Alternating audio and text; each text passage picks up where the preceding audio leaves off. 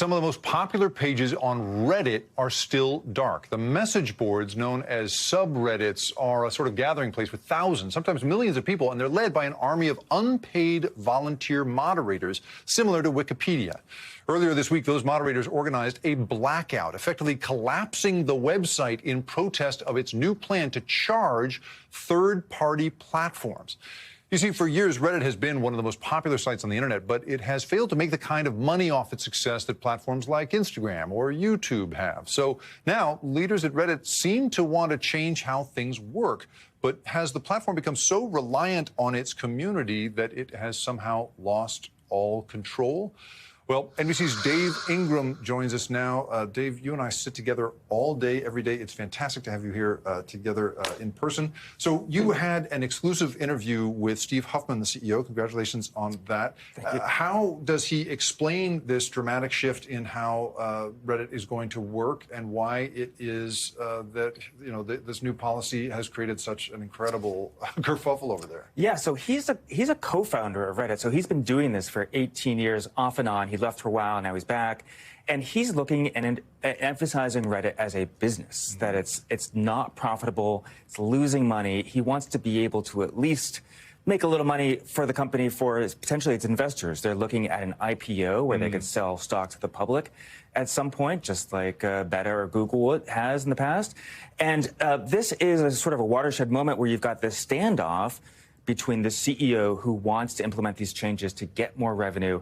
And these users, some of them have been on Reddit for more than a decade. They don't want to see big changes. I mean, that's the crazy thing about this, right? When we think about Reddit, right, the thing that made it so popular and so effective, I mean, the whole business model really is built on these unpaid moderators who, for 18 years, have been the backbone of the whole point of being there, right? They have these little sort of intellectual kingdoms that they kind of run. You go to that very specific subreddit for information about that thing and get involved with the community and the rest of it, right? Now, suddenly, he's referring to these folks as landed gentry.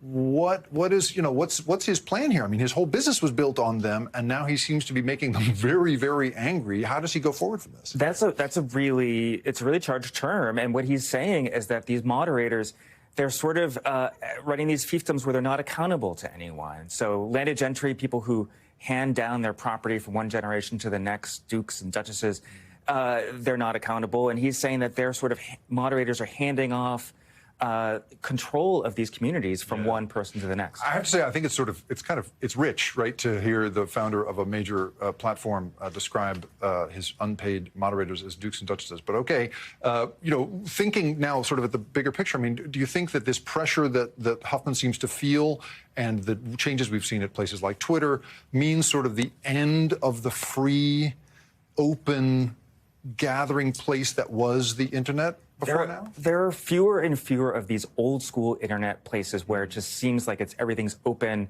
You're not inundated with ads all the time. We have Wikipedia, Craigslist is still around, some of these older communities. Reddit has been around since 2005. It predates a lot of other social media. Right around the time of YouTube and Facebook is when it was founded. Yeah. And if it changes significantly, if it even goes away or gets diminished, I think a lot of people are going to be yearning and searching for something like that that doesn't feel so commercial. David Ingram, fantastic reporting. Great to have you with us. Everybody, give him a follow. It is really, really important to do so. Thanks for watching our YouTube channel. Follow today's top stories and breaking news by downloading the NBC News app.